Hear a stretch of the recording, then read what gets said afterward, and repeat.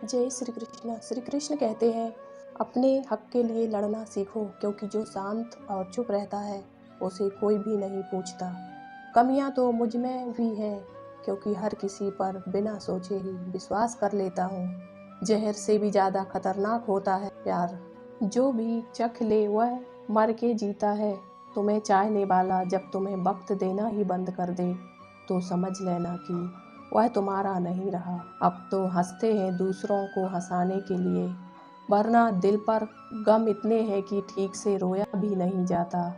भगवान से मौत मांग ले, लेकिन इंसान से मोहब्बत कभी मत मांगना। तुम परवाह करना छोड़ दो, लोग तुम्हें तकलीफ देना छोड़ देंगे। सच्चा प्यार अक्सर धोखेबाज लोगों से ही होता है। हद से ज्यादा किसी को प्यार देकर देखें, वह आपकी कद्र कम ना कर दे तो कहना। जो लोग दिल के सच्चे होते हैं, जिंदगी उनका ही सबसे ज्यादा इम्तिहान लेती है। अच्छाई और सच्चाई चाहे पूरी दुनिया में ढूंढो, अगर खुद में नहीं तो कहीं नहीं मिलेगी।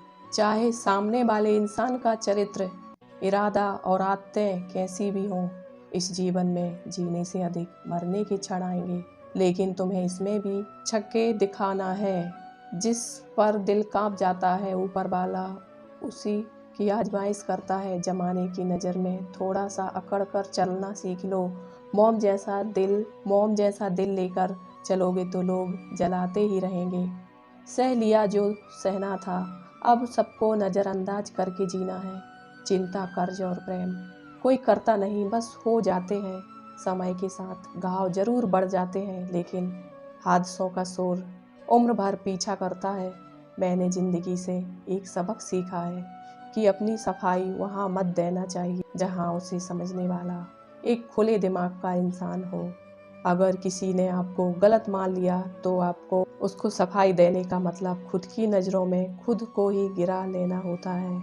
श्री कृष्ण कहते हैं कि हम में ऐसा कोई नहीं है जिनकी परछाई उनसे दूर रहती है। हमारी परछाई सदैव हमारे साथ रहती है। कदाचित हमारी परछाई हमारे कर्मों के फलों का संकेत देती है। कदाचित इसी कारण कई बार हमें अपनी परछाई से भय भी लगता है, परंतु इस भय से निवारण पाने का एक साधन आवश्यक है, और वह है सूर्य। सूर्य की ओर मुख करना या किसी प्रकाश के स्रोत की ओर मुख करना, क्योंकि हमें हमारी परछाई दिखाई नहीं देती। यदि इसे जीवन के संदर्भ में देखें तो यह प्रकाश का स्रोत शुभ कर्मों की चेतना है। यदि आपके मन में शुभ कर्म करने की इच्छा है, तो आपको कभी भी कर्मों के फल का भय नहीं होगा, क्योंकि यदि आपका मन शुद्ध होगा तो आपके कर्म शुद्ध होंगे। शुभ कर्मों का फल कभी अशुभ नहीं हो सकता। श्री कृष्ण कहते हैं कि कौन कहता है कि जैसा संग वैसा रंग। इंसान लोमड़ी के साथ नहीं रहता फिर भी चालाक है। इंसान शेर के साथ नहीं रहता फिर भी क्रूर है। और इंसान का तो वह स्वभाव है जो कुत्ते के साथ रहता है फिर भी वफादार नहीं होता। कभी कभी इंसान सच में थक जाता है। होश में रहते रहते, दर्द सहते सहते, सब्र उम्मीद रखते रखते, रिश्ते निभाते निभाते, सफाई देते देते और अपनों को मनाते मनाते। घर बदल जाए या समय बदल जाए, कोई कम नहीं, लेकिन इस सबसे ज़्यादा दुख तो तब होता है जब कोई अपना बदल जाता है। सच्चे रिश्तों की खूबसूरती एक दूसरे की गलतियां बर्दाश्त करने में है, क्योंकि बिना कमी का इंसान तलाश करने निकलोगे तो अकेले ही रह जाओगे। सारा दर्द मुझे ही सौंप दिया, ऊपर वाले ने मुझ पर कितना भरोसा था। मौत एक बार मारती है और जिंदगी बार बार मारती है। आपने बहुत सी बार देखा होगा और महसूस भी किया होगा कि आप किसी मुश्किल या मुसीबत में फंसे हुए हैं और उस मुश्किल या मुसीबत से निकलने का कोई रास्ता नहीं दिखाई दे रहा।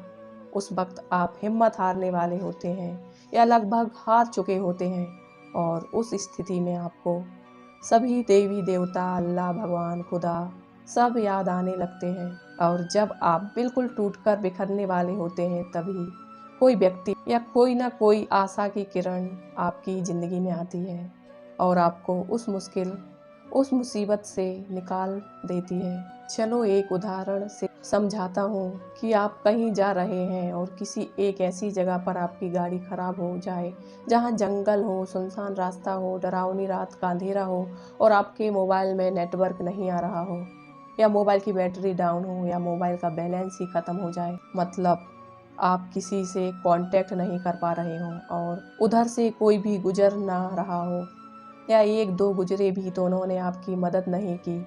अब सोचो उस स्थिति में आपकी क्या हालत होगी। एक तो रात, ऊपर से बदमाशों, डकैतों का डर और जंगली जानवरों का डर अलग से, जब जरा सी आहट ही आपकी जान निकालने के लिए काफ़ी है। आपको आपको साक्षात यमराज सामने दिखाई देने लगेंगे। अल्लाह, खुदा, भगवान, ईश्वर सभी एक साथ याद आने लगेंगे और जुबां पर सिर्फ एक ही बात होगी कि हे मेरे मालिक, हे मेरे भगवान, बस मुझे एक बार इस मुश्किल से निकाल कर सही सलामत घर पहुंचा दे। कुछ लोग तो मन्नत तक मांग लेते हैं। आपका खून सूखने वाला ही होता है कि तभी कोई आपके पास आकर रुकता है और आपकी मदद करता है, जिससे आप सही सलामत घर पहुंच जाते हैं। और घर पहुंचकर आप उस व्यक्ति को बार बार धन्यवाद देते हैं। अब यहाँ पर एक बात सोचने वाली है, क्या वह व्यक्ति अपनी मर्जी से आया था? क्या उसका आना एक इत्तेफाक था, या उसे उस रब ने, उस मालिक ने, उस भगवान ने, उस खुदा ने आपके पास भेजा था? जहाँ तक मेरा मानना है, उसे उस मालिक, उस भगवान आपके पास भेजा था ताकि आप उस मुश्किल समय, मुसीबत से निकल सकें। क्योंकि ईश्वर सभी जगह नहीं आ सकते, वह आपकी मदद करने के लिए किसी न किसी को आपके पास भेज देते हैं। यह तो मात्र एक उदाहरण था। इसी तरह की बहुत सी बातें हमारी ज़िंदगी में होती हैं। आज मैं ऐसी ही एक कहानी आपके सामने पेश कर रहा हूँ जो आपको बताएगी कि भगवान सबकी सुनता है और सबकी मदद भी करता है। बस आपको धैर्य और खुद में विश्वास रखना है। एक बहुत बड़े मशहूर डॉक्टर थे जिनका नाम मार्क था। वह एक कैंसर स्पेशलिस्ट थे। एक बार वे किसी सम्मेलन में भाग लेने के लिए किसी दूर शहर जा रहे थे। वहाँ उनको उनकी नई मेडिकल रिसर्च के महान कार्य के लिए पुरस्कृत किया जाना था। वे बड़े उत्साहित थे, तभी जल्दी से जल्दी वहाँ पहुंचकर पुरस्कार पाना चाहते थे। उन्होंने इस शोध के लिए बहुत मेहनत की थी। उनके जहाज के उड़ने के कुछ समय बाद उनके प्लेन में तकनीकी खराबी आ गई, जिसके कारण प्लेन हवाई जहाज को आपातकालीन लैंडिंग करनी पड़ी। दूसरी फ्लाइट कई घंटे लेट थी। डॉक्टर मार्क को लगा कि वे अपने सम्मेलन में सही समय पर नहीं पहुंच पाएंगे, इसलिए वह प्लेन से उतरे और उन्होंने स्थानीय लोगों से सम्मेलन तक का रास्ता पता किया और एक टैक्सी किराए पर ली। पर उनको टैक्सी तो मिली, लेकिन बिना ड्राइवर के, इसलिए उन्होंने खुद ही टैक्सी चलाने का निर्णय किया। जैसे ही उन्होंने यात्रा शुरू की, कुछ देर बाद बहुत तेज आंधी तूफान शुरू हो गया। दिखना बंद सा हो गया, जिसकी वजह से वे गलत रास्ते की ओर मुड़ गए। लगभग 2 घंटे भटकने के बाद उनको समझ आ गया कि वे रास्ता भटक गए हैं। थक तो वे गए ही थे, भूख भी उन्हें बहुत जोर से लग रही थी। उस सुनसान सड़क पर भोजन की तलाश में वे गाड़ी इधर उधर चलाने लगे। कुछ दूरी पर उनको एक पुराना सा मकान दिखा। उन्होंने बिल्कुल मकान के नज़दीक अपनी गाड़ी रोकी। परेशान से होकर गाड़ी से उतरे और उस छोटे से घर का दरवाज़ा खटखटाया। एक स्त्री ने दरवाज़ा खोला। डॉक्टर मार्क ने उन्हें अपनी स्थिति बताई और एक फ़ोन करने की इजाज़त मांगी। उस स्त्री ने बताया कि उसके यहाँ फ़ोन नहीं है। फिर भी उसने उनसे कहा कि आप अंदर आइए और चाय पीजिए और थोड़ा आराम कीजिए। मौसम थोड़ा ठीक हो जाने पर आगे चले जाना। भूखे और थके हुए डॉक्टर ने तुरंत हामी भर दी। उस औरत ने उन्हें वहाँ बिठाया और बड़े सम्मान के साथ चाय दी और कुछ खाने को दिया। साथ ही उसने कहा, आइए खाने से पहले भगवान से प्रार्थना करें और उनका धन्यवाद कर दें। मार्क उस स्त्री की बात सुनकर मुस्कुरा दिए और बोले, मैं इन बातों पर विश्वास नहीं करता, मैं मेहनत पर विश्वास करता हूँ। आप अपनी प्रार्थना कर लें। चाय पीते हुए डॉक्टर मार्क उस स्त्री को देखने लगे जो अपने छोटे से बच्चे के साथ प्रार्थना कर रही थी। उसने कई प्रकार की प्रार्थनाएं की। डॉक्टर मार्क को लगा कि हो न हो इस स्त्री को कुछ समस्या है। जैसे ही वह औरत अपने पूजा के स्थान से उठी तो डॉक्टर ने पूछा, आपको भगवान से क्या चाहिए?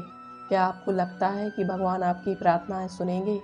उस औरत ने धीमे से उदासी भरी मुस्कुराहट के साथ कहा, यह मेरा लड़का है और इसको कैंसर है, जिसका इलाज मार्क नाम के एक डॉक्टर कर सकते हैं। लेकिन मेरे पास इतने पैसे नहीं हैं कि मैं उनके पास उनके शहर जा सकूं, क्योंकि वे दूर किसी शहर में रहते हैं। यह सच है कि भगवान ने अभी तक मेरी किसी प्रार्थना का जवाब नहीं दिया, लेकिन मुझे विश्वास है कि भगवान एक न एक दिन कोई रास्ता बना ही देंगे। वे मेरा विश्वास टूटने नहीं देंगे। वे अवश्य ही मेरे बच्चे का इलाज डॉक्टर मार्क से करवाकर इसे स्वस्थ कर देंगे। डॉक्टर मार्क यह सुनकर बिल्कुल अवाक रह गए। कुछ पल के लिए वे खामोश से हो गए। उनकी आंखों से आंसू गिरने लगे। वे अपने मन में कहने लगे, भगवान बहुत महान है। उन्हें सारा घटनाक्रम याद आने लगा। कैसे उन्हें सम्मेलन में जाना था, कैसे उनके जहाज को इस अनजान शहर में आपातकालीन लैंडिंग करनी पड़ी, कैसे टैक्सी के लिए ड्राइवर नहीं मिला और वे तूफान की वजह से रास्ता भटक गए और यहाँ आ गए। वे समझ गए कि यह सब इसलिए नहीं हुआ कि भगवान को केवल इस औरत की प्रार्थना का उत्तर देना था, बल्कि भगवान उन्हें भी एक मौका देना चाहते थे कि वे भौतिक जीवन में धन कमाने, प्रतिष्ठा कमाने आदि से ऊपर उठें और असहाय लोगों की सहायता करें। वे समझ गए कि भगवान चाहते हैं कि मैं उन लोगों का इलाज करूं जिनके पास धन तो नहीं है, लेकिन उन्हें भगवान पर विश्वास है।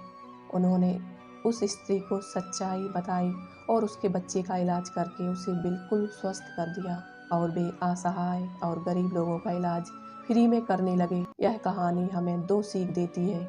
एक तो यह कि हमें कभी भी भगवान पर भरोसा नहीं तोड़ना चाहिए और दूसरा, जितना हो सके हमें दूसरों की मदद करनी चाहिए। तो दोस्तों, आप चाहे किसी भी मुश्किल में हो, चाहे आप पर किसी भी बड़ी मुसीबत आ जाए, आपको कभी भी भगवान के ऊपर से भरोसा नहीं तोड़ना चाहिए। अगर आप हिम्मत और धैर्य के साथ मुश्किलों का सामना करते रहेंगे और आपको खुद पर तथा भगवान पर भरोसा है, अटूट विश्वास है, तो भगवान आपकी ज़रूर सुनेंगे और आपके विश्वास को टूटने नहीं देंगे। चाहे थोड़ी देर हो जाए, लेकिन वह आपके लिए कोई ना कोई रास्ता ऐसा बना देंगे जिससे आप उस मुसीबत से निकल जाएंगे।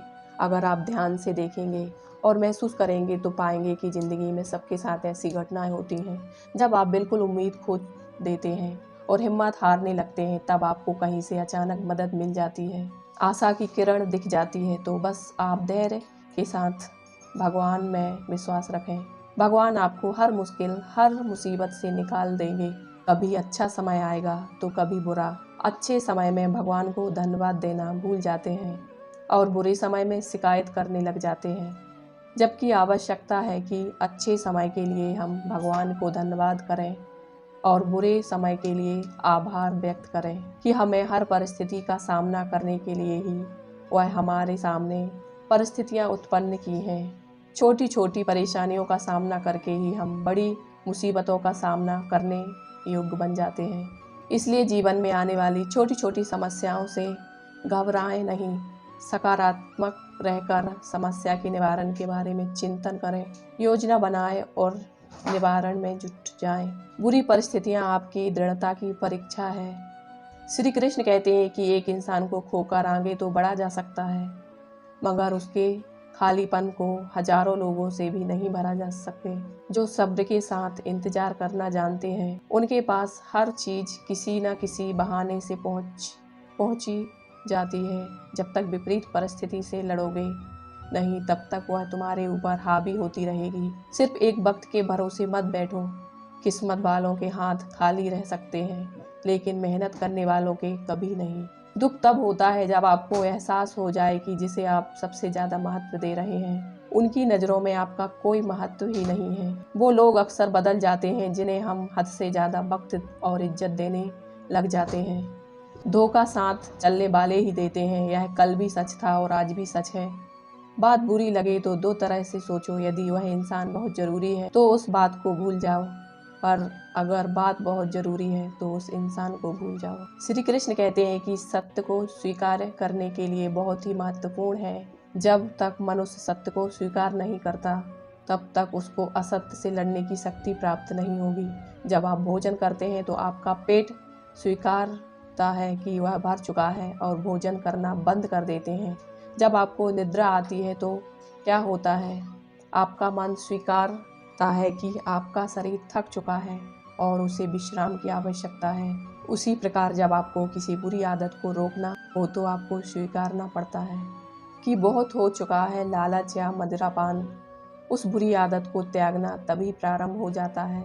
लालच या मदिरापान, उस बुरी आदत को त्यागना तभी प्रारंभ होता है जब यह स्वीकार कर लेते हैं कि आप उस बुरी आदत के बंधक हैं। श्री कृष्ण कहते हैं, जिंदगी में समस्याएं तो हर दिन नई खड़ी होती हैं और उसमें वही लोग जीतेंगे जिनकी सोच बड़ी है। देर लगती है मगर समझ आ जाता है कौन कैसा है, यह नजर आ जाता है। दिखावा करते हैं कुछ लोग अपनेपन का, लेकिन उस वक्त आने पर उनका असली चेहरा नजर आ जाता है। आप किसी के लिए चाहे कितने भी कर लो, जिसको धोखा देना है वह धोखा देकर ही रहेगा। छोड़ दी हमने हमेशा के लिए इच्छा करना, जिसे मोहब्बत की कदर ना हो उसे दुआओं में क्या मांगना। जो गिरकर संभल जाता है असल में जिंदगी को समझ जाता है। जब किसी को खोने की नौबत आती है तब उसे पाने की कीमत समझ में आती है। जिंदगी जीने के लिए मिली है, इसे लोग क्या सोचेंगे, यह सोचने में कभी बर्बाद मत करो। मंजिल आसान हो जाती है जब कोई अपने मन से कहता है कि तू टेंशन मत ले, सब ठीक हो जाएगा। हे ईश्वर, मुझे किसी के दिल पर बोझ मत बनने देना। जो मुझसे दूर होना चाहते हैं मुझे उससे पहले ही दूर कर देना। किसी का साथ अगर जिंदगी भर चाहते हैं तो उसे यह कभी मत बताना कि तुम उसे कितना चाहते हो। अहंकार भी आवश्यक है जब बात अधिकार, चरित्र और सम्मान की हो तो बिना मतलब यहाँ कोई नहीं रोता।